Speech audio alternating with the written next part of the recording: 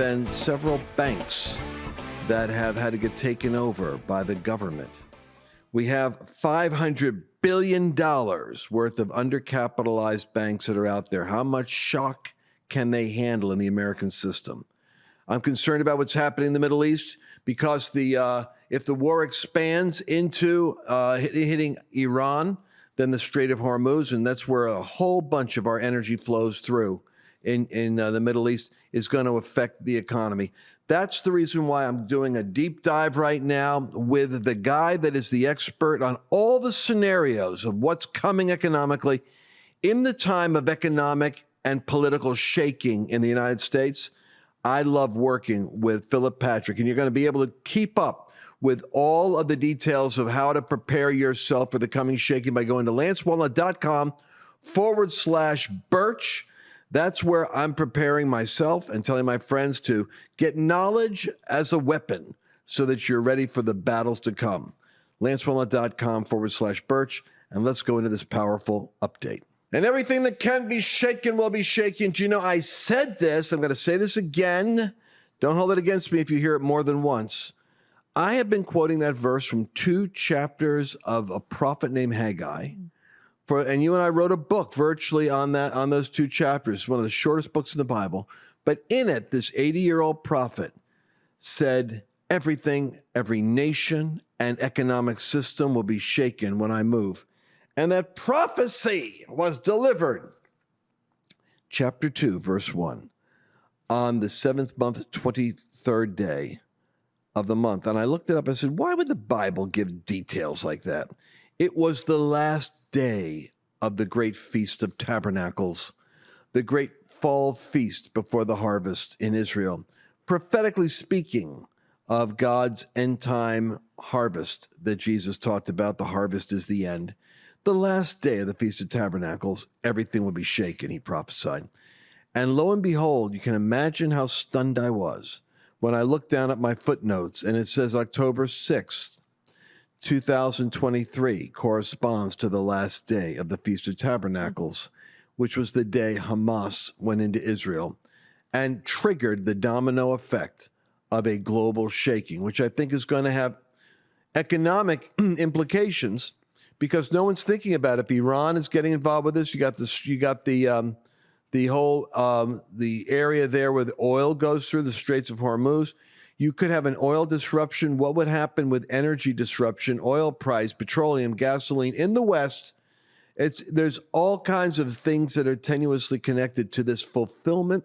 I'm telling you, you tell me why a Bible verse would give a specific day and say shaking will start, and that's the day a global war breaks out in the Middle East. It's weird. In terms of things you've noticed, Mercedes, and I want to get Phillip Patrick on right away here as our Birch Gold specialist on precious metals and what's going on with the economics.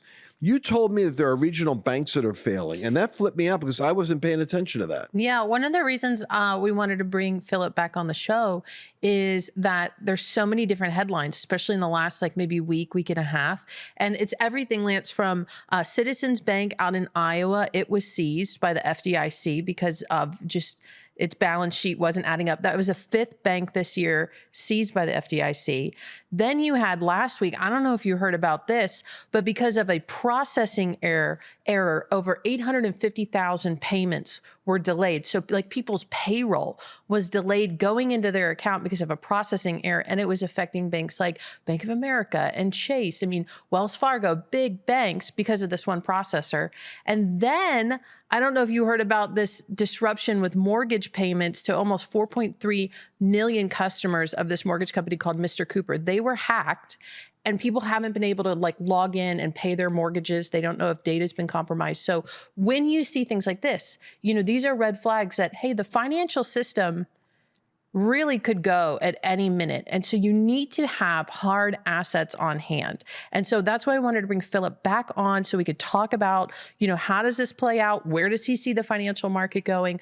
And why everybody needs to have a little bit of silver, a little bit of gold for situations like this. Yeah. So Phillip, are you there, my brother? I am indeed. Good to be on, guys. Good to see you, my friend. Well, and so hopefully you got a chance to hear some of what we're talking about because Mercedes is kind of like pointing out what all of us think about is, I don't like Big Brother. I don't like the big banks taking over the little banks. Years ago, a friend of mine, Mark Nuttall, who was an economist with, who was the big economist there? His name will come back. Milton Friedman. Thanks, He worked Carl. with Milton Friedman was his mentor. And I don't want the big banks to take over the local bank. I want local banks know the local entrepreneurs.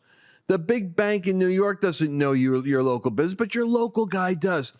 But these regional banks are struggling because they're so invested in like the commercial markets. They're in these local things like real estate and property, but that's going belly up because a lot of these commercial assets are failing. You go by these whole areas where they're turning them into condos because the office spaces post-COVID aren't even being used anymore. Anyway, I'm concerned about the regional banks. I'm concerned that the global banking system is buying gold. And we seem to be, I'm always worried the United States acts like they're different. They're removed from the realities other countries are dealing with. But they're buying gold for a reason, and the dollar doesn't look stable. And 30-some nations BRICS nations were trying to meet. It was just the grace of God they couldn't get on the same song sheet to crash the dollar. We're in very, very dangerous times right now. Patrick, am I exaggerating, or is this just not the way that I'm telling it the way it is, aren't I? I don't think you're exaggerating at all. I mean, we talk about the banks. This is, as Mercedes said, the fifth bank now to fail this year. As interest rates have been increasing, the bank's reserves now are losing value. This was the same thing that doomed SVB back in March of this year.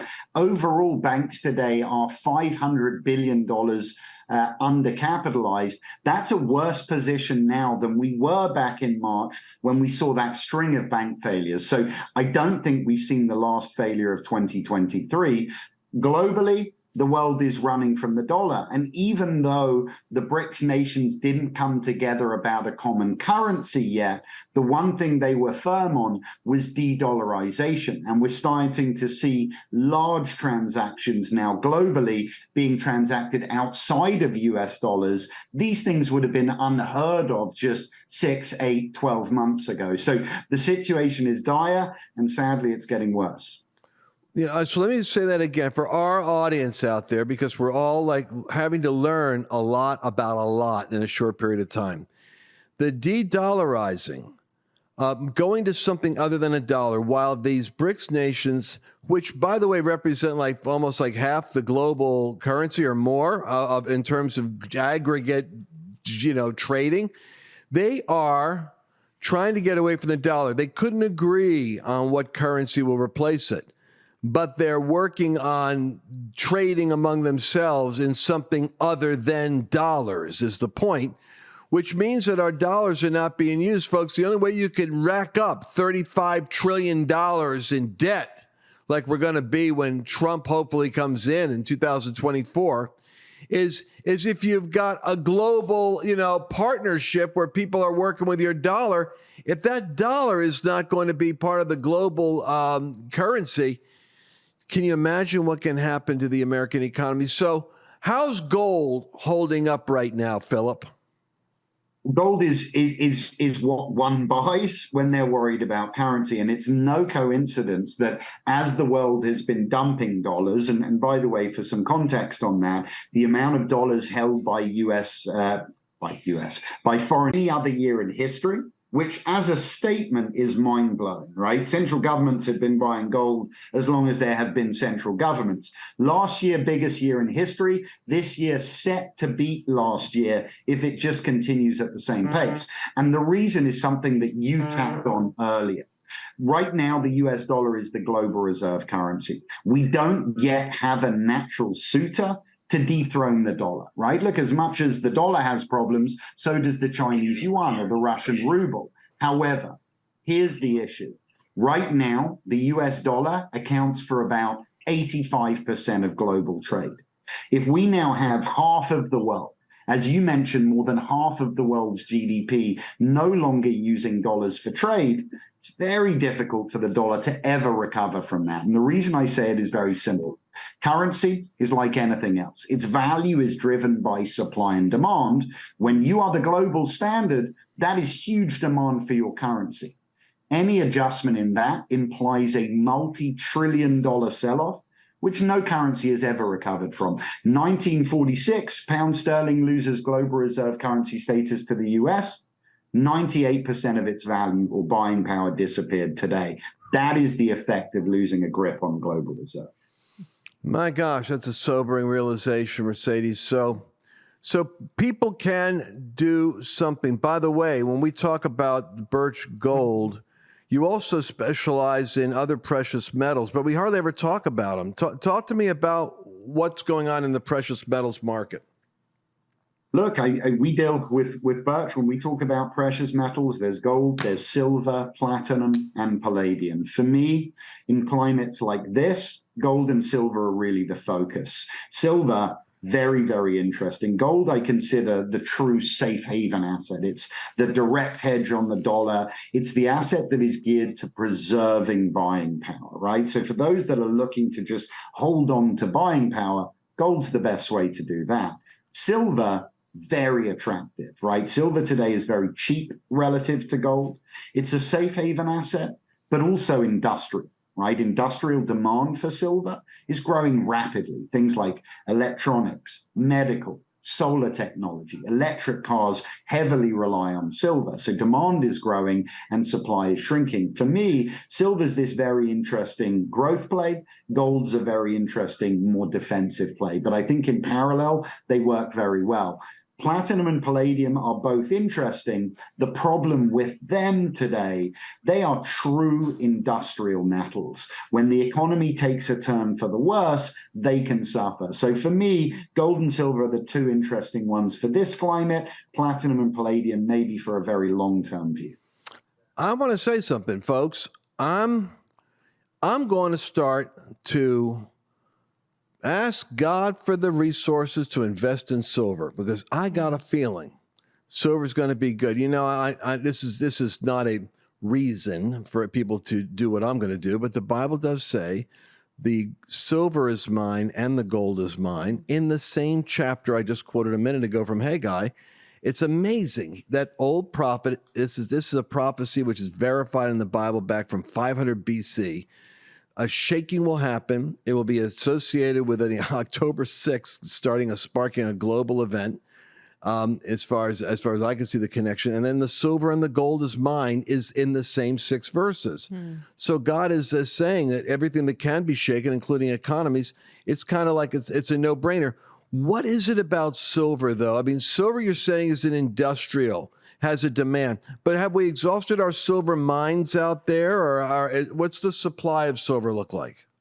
It's interesting, actually, because right now, and this is one of the reasons we look at it, demand is outstripping supply. For a number of years, we've been consuming more silver every year than we can physically get out of the ground. So it's this really interesting time for silver. We have very cheap prices relative to other metals. We have rising industrial demand, and we have a shrinking supply. And that's why I say, for those that are sort of have the mind for longer term growth, I think silver is a very attractive play. We've got to think in 2011, the spot market of silver was at $48.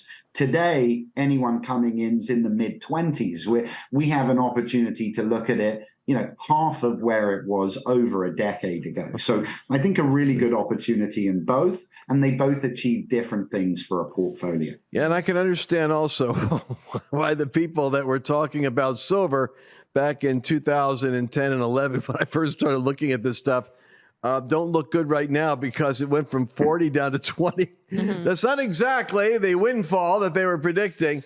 So, well, that's why you know, Phillip's saying, hey, on the it's other an opportunity hand, now. Gold is constant. Isn't that true?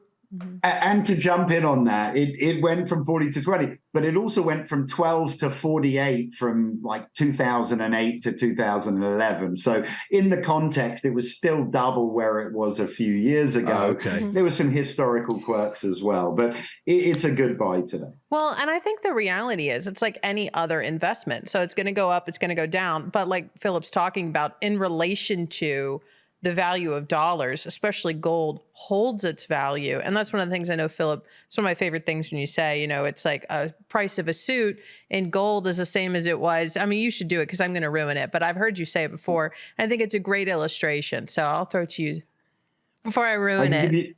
I'd give you the suit or the loaf of bread. You were doing very well, by the way. But okay, 1920, $20 gold piece, $20 bill. Both were worth the same, $20. You could buy a lot in 1920. As the story goes, tailor-made suit, a hat, a tie, a shirt, the works.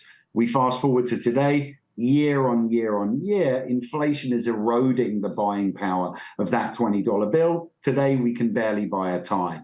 That same $20 gold piece, year on year, kept pace with inflation. Today, it's worth $2,000. You can do with it what you could in 1920. You can get that suit. That's how it works. It's how it's always worked. And that's why we buy gold. Well, and one of the reasons, that's why we bring you on, because in the midst of the shaking, like Lance was talking about, and you see the little signals in the market with financial instability, everybody should be taking note of that you need to have alternatives to cash. And as you watch your cash value, which I don't know if we've really even touched on inflation in this particular broadcast, but we talk about it all the time, the price of eggs, what you can, your purchasing power with your dollars is going down. And if you think about Phillip's illustration, if you have gold on hand and you diversify your financial holdings, that will, to the best of its ability, maintain its value. So I don't know, Phillip, if you want to talk about inflation, but the reason we have him on is because my people destroyed for lack of knowledge. And we don't want that for you guys. We want you to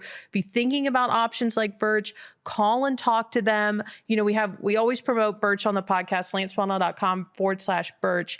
Go check it out. Download the guide. We have I think it's like a 21-page guide over there, and they'll call you right away. They're happy to answer your questions. And not only that, because I do want Phillip to talk on this inflation issue, but also it's not just physical gold and silver. One of the great things that Birch offers, and one of the reasons we decided to partner with them, is they have gold-backed IRAs. And so, Phillip, will you talk about that too? Touch on the inflation. Gold-backed IRAs. This is it. People think I don't have the cash on hand, but you've got an IRA. You've got it there. You just don't realize it. Phillip, talk about it. Yeah, look, and by the way, it's always physical gold. And that's really important, because when you own a physical asset, it can't disappear on a balance sheet. They can't create more out of thin air. So it's always physical gold. We can help those who have cash in the bank, who want to take possession of some physical gold, but we can also help those that have IRAs or eligible 401ks. We are allowed, clearly defined under US tax code, to roll over any portion of an IRA or an eligible 401k. There are no tax implications or penalties, because essentially we will set up a new IRA, funds move from one IRA to another. We can purchase physical precious metals tax deferred within a retirement account. So it's either or, but we can help those with cash in the bank or IRAs that are losing right now in the economy. Awesome. You've got it. Remember that lancewallnau.com/Birch. I always forget to tell people about that. And we got to go there. So real quick, do you see any hope of us being able to with Mike Johnson, being able to get a handle on spending at all? Because I mean, I'm hoping that we can just kind of tap the brakes here with this meltdown. What do you see? Listen, I think the Republicans have to stay firm. Johnson now is preparing to discuss three options. One's a continuing resolution, which just means business as usual early into next year.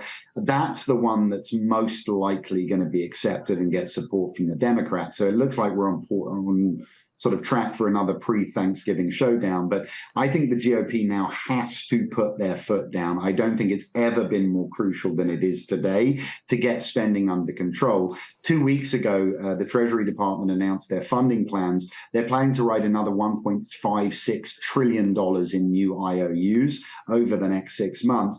That's going to be disastrous. So I think the Republicans have to stand firm. They've got to try and curb this spending.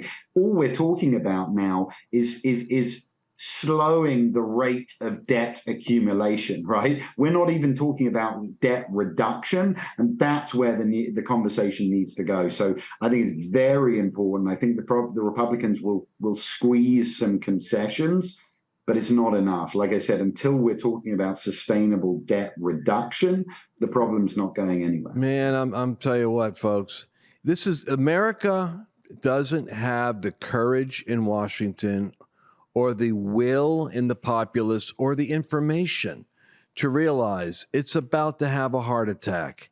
And the doctor is saying, hey, change your diet, change your habits, stop smoking, exercise.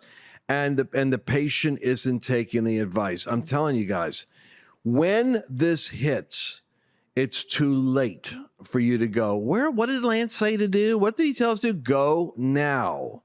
Do it now for peace of mind. LanceWallnau.com/Birch. Well, Lance, I don't have enough money. You know what? First comes the information, and then watch what God does. I've never, in all my years, I've been doing this thing for 40 years, living a life that is, to a great degree, doing it by faith. And I'm going to tell you something. God has always started by giving me a heads up. If I'm prepared, if I'm responsible, if I'm able to manage increase, he gives me the increase. I'm believing we're on a life extension right now. My own thinking is, Phillip, we're like in Joseph's years where Joseph had a period of time to store up because of the trouble that was coming. And I think our people have to start thinking in terms of be responsible, increase what you've got, plan on growth right now, but put what you can into gold, because this is your store of value. This is Joseph's storehouse. LanceWallnau.com/Birch. And if you don't have the resources, get the knowledge. Demonstrate to God that you're taking this seriously. You'll be surprised how things will come your way.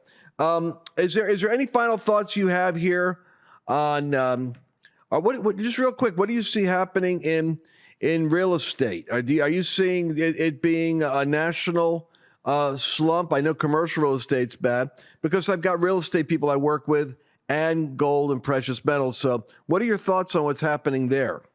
Look, if they want to get inflation under control, they're going to have to bring house prices down. We can't do both, right? We can't have high prices and low prices at the same time. So the Fed are going to keep raising interest rates until something breaks. They're going to have to slow down the course because of what's happening with the banks.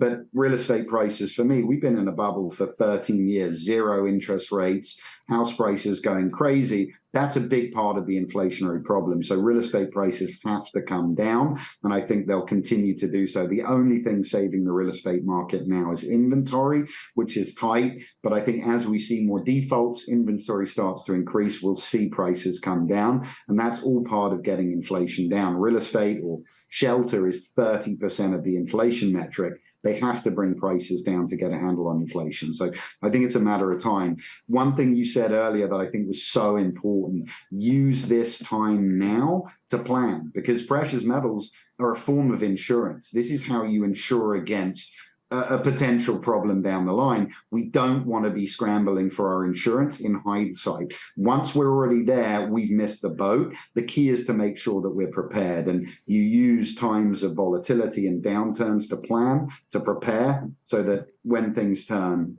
we're all prepared. I wanted to jump in too, because we've been working with Birch and we put a special promo together. And I know there's people out there going to roll their eyes, but there are people out there who are not going to. So if you actually call up Birch, set up an appointment, talk with one of their specialists, if you between now and Black Friday, I think there's like a promo running between now and then, for every 10,000 that you move over into physical gold, you'll get a free gold bar. So I thought that was kind of really? cool. Yeah, I thought that was really neat. So go check it out, read the page and all that. But if you go to lancewallnau.com/Birch, we have this special promo going. So if you're thinking about moving a retirement account over, hey, that's kind of a nice perk for you. Little free gold bar there. My in-laws used to give me and Annabelle a gold coin, a gold Cougaran, for Christmas. Every Christmas we got one. That's when I started getting really interested in gold and stuff like that. Phillip Patrick from Birch Gold, thank you. My brother, I release you. We always appreciate hearing from you. Please come back. Thank you. It's the funnest show to be on. Thank you guys so much. Cheers. Bless you, brother. What a great guy, huh? Hey, I'm going to quote Phillip. Phillip said it's the funniest show to be on there at the end. I think that's a great way. It's the Phillip Patrick, Birch Well, Gold. we don't take ourselves too seriously. And on that note, we're going definitely didn't say it was the most serious show. It's the most informative show. It's the funnest show to be on. It's the funnest show. Yeah, well, you're only saying that because somebody was complaining that you need to be on more because you add more levity to the program. There we go. Yes. So I think that was it. Personally, I believe in having the drama and the frustration and the ventilation Yes. of all the octaves. Yes. Of my frustration with the way the world is. I always think the best is when Annabelle's on with you because it's hilarious. Oh, so Annabelle's many times. impossible. Annabelle's impossible because she never matches my negative energy. That's why it's great. She's always pulling me in the wrong direction when I'm trying to be. But my favorite one is like it was an old Periscope, and you were like going off about the local mayors and the mayor in races Dallas. and these guys and then those guys, and she's like, and you're just mid flow, and she's like, but God says we're supposed to pray for rulers and those in authority, and you're like, look, you go through 6 emotions in like half a millisecond, and it goes from like frustration, consideration, conviction, acceptance. It's true. I remember that. That was she used to sit next to me when I did the broadcast late at night, my Lance rants. Then the next night I went on a little later and I went back into a rant and I looked over and she was sleeping. And I was so upset. I go, are you sleeping? She goes, well, you do this so late at night and I'm exhausted. I wish you would do it early. I go, that's it. You're not on any of my broadcasts anymore. You're falling asleep because it's not the best advertising when the person you're doing the show with falls asleep. Maybe you should do like one night a week so she can prepare and she'll know, okay, this is our late night. Maybe it's like a Saturday night or a Friday No. I night. just have to do them earlier. I have to do them earlier because I can't. She'll fall asleep. We watch movies. I'm at that age now. Where we watch these movies, and I could always tell. She'll pick them, I'll pick them, and we're laughing. I notice when I'm laughing by myself that, I look over, she's done, she's asleep. And it's like, I can't believe you're asleep. Oh, she gets all guilty. No, I'm sorry, I didn't know I fell asleep. It's guaranteed. It's gonna happen. That's fun. She's up in the morning, 7:00 in the morning. Boom, running around like a jackrabbit, talking, doing. I can't believe it. How people wake up. Are you an early morning person out there? How many of you are married to somebody that when they wake up, the first thing they can have the conversation, they're ready to go, they're caffeinated? Me, it's very slow. I don't want any conversations for like the first half hour. Well, and on that note, isn't your anniversary coming up here soon? And how many years will it be? November 15th. No. Is it? November 16th? 16th, I think. November right? 16th? Carl, is it the 16th? I think it's November. Yes, the 16th of November. And we're coming up on 38 years, I think. Well, you didn't get the date right, so I don't know if I trust how many years you're at. It's close to 40 years, people. But we were dating for 3, so it's already 40 years we've been together. What year did you get married in? 1985, I think. 85. Okay, so yeah, I think you might be close to 39. This will be 39 this year. Wow. Oh boy. Because I'm an 84, so. And I just dated myself. So 84 you were married? No, 84 I was born. Oh. I'm bad at ages, evidently. I'm really bad at ages. Hey, my son just got married 2 months ago, Carl. We can't get the camera on him because we only got so many cameras in the studio. We're going to be back again tomorrow. I've enjoyed this broadcast. I hope you got something out of this. Phillip, Patrick, Birch Gold interview. Because I really do believe that this guy is referred to as the Wall Street of London. He's on the money, and I'm also saying that silver. I didn't know silver was $12 in 2008, $48 in 2011. That's really crazy, and then $20 now.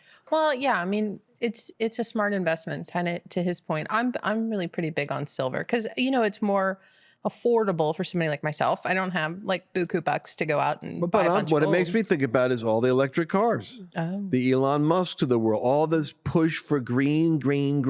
Guess what? All the green requires the silver for part of the plating because it's a metal conductor. Yeah, no, totally. It's a very interesting thing. All right, we're going to be back again tomorrow.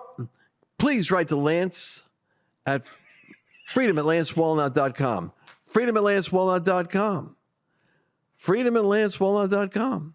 I got that from Charlie Kirk. I didn't know what else to come up with. He's got Freedom at Charlie Kirk. I thought, well, with the lack of creativity today with the Freedom at LanceWallnau.com. My question is, who's checking that email? We always give it out, and I never get feedback. If Who's it going to? I never read it. It's never coming to me. We got to find out. We got to ask Chelsea. tell me who you want me to do an interview with. I'm going to be doing interviews this week, and I want to know, who do you want to hear from? Because I'm going to be doing viewer's choice and audience choice. Freedom at LanceWallnau.com. Who do you want to hear from? God bless you. We'll see you tomorrow. Did you enjoy this latest episode? Please remember to share it with your friends, because the more knowledge you have, the better equipped you are to navigate the world.